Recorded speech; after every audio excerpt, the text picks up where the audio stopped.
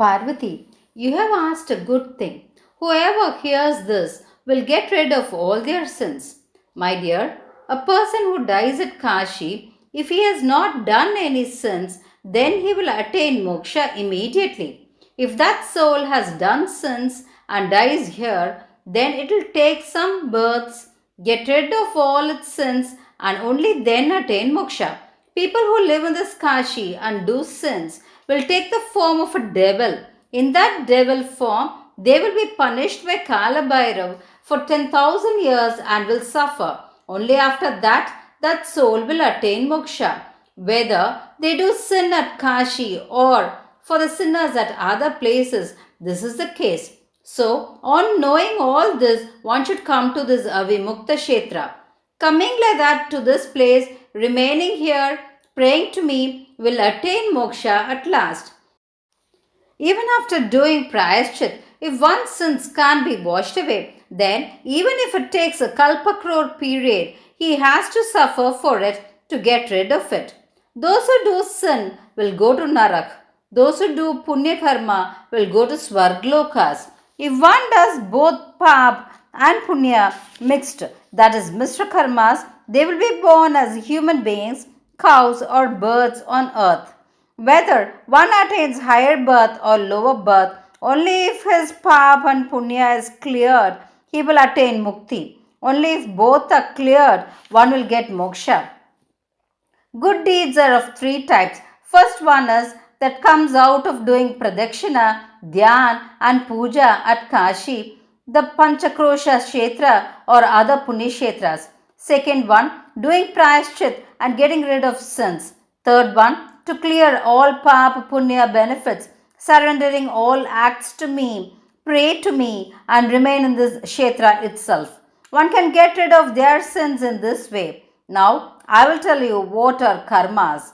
Karmas are of three types. They are Sanchitam, Prarabdha and Agami. What one did in his previous birth is Sanchita. Because of that Sanchita karma, another birth is taken. The good and the bad deeds one is going to experience in that birth is called Agami. When one experiences that Agami with his body, that is called Prarabdha. One should experience this Prarabdha compulsorily. Nobody will undergo suffering without doing any sins. One should understand that miserable deeds are only because of one's sins.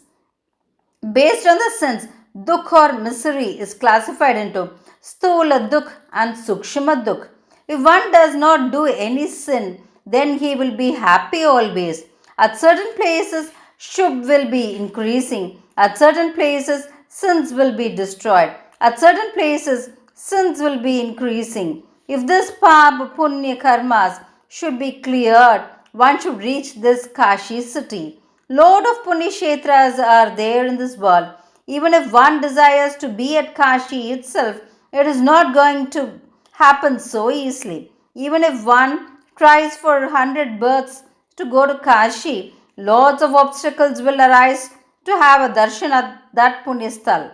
Only if one has a darshan of all kshetras in this world, he can have darshan of 1 in 6 Punyasthalas. Like that, if one has prayed in at least one of 6 Punyasthalas in his previous birth, only he can live at Kashi and be fortunate enough to live his life there. For those who come to Kashi and take bath in Ganga, their agami and sanchita karmas will be destroyed. But still, until he possesses this body, those karmas will follow him. So, one should experience that prarabdha karma. If one leaves his life there, his prarabdha karma will get destroyed. When one leaves his life, one will think only as per his actions and deeds throughout. That karma has 3 bhavas. At the moment when one enters into Kashi, that 3 bhavas will leave him. His mind also will unite with Ganga Tirtha.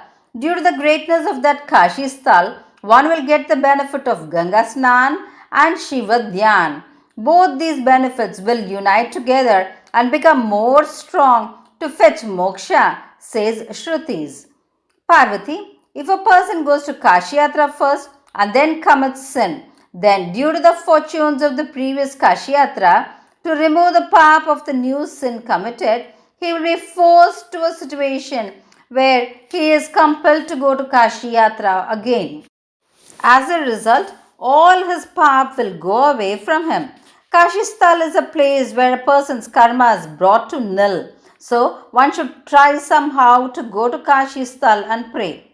Once Lord Shiva said so, Parvati asked him again, Nada, if one leaves his life at Ganga, Yamuna, Saraswati confluence at Triveni Sangam Prayag, all his desires will be fulfilled. Isn't it so? Triveni Sangam fulfills all our desires. Kashi gives us mukti. At Prayag, Triveni Sangam, Lord Madhava fulfills one's desire and you give mukti at Kashi. If one does Triveni Puja and Vishweshwara Puja and leaves his life at Kashi, what is the benefit that soul attains? You are the Sarva Mangala Swarupa. Please clear my doubts. Parvati, whoever leaves their life at Kashi will not be born again. Whoever leaves their life at Prayag, their desires will be fulfilled. If one person goes to Kashi first and then to Prayag, he will lose the fruits of his Kashi Yatra. If one does not go to Prayag, one will not get the fortunes and benefits of Triveni Sangam Darshan.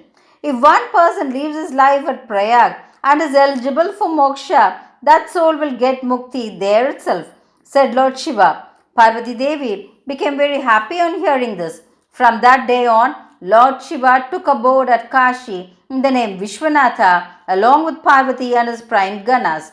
These are the reasons why Lord Shiva remains at Kashi always. So the Mahamuni said this to Naimisaranya sages. At once, Naimisaranya sages said, Guruji, you should say more and more of Shiva stories. We like to hear them.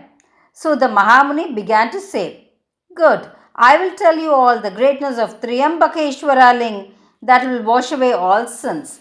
He began to say,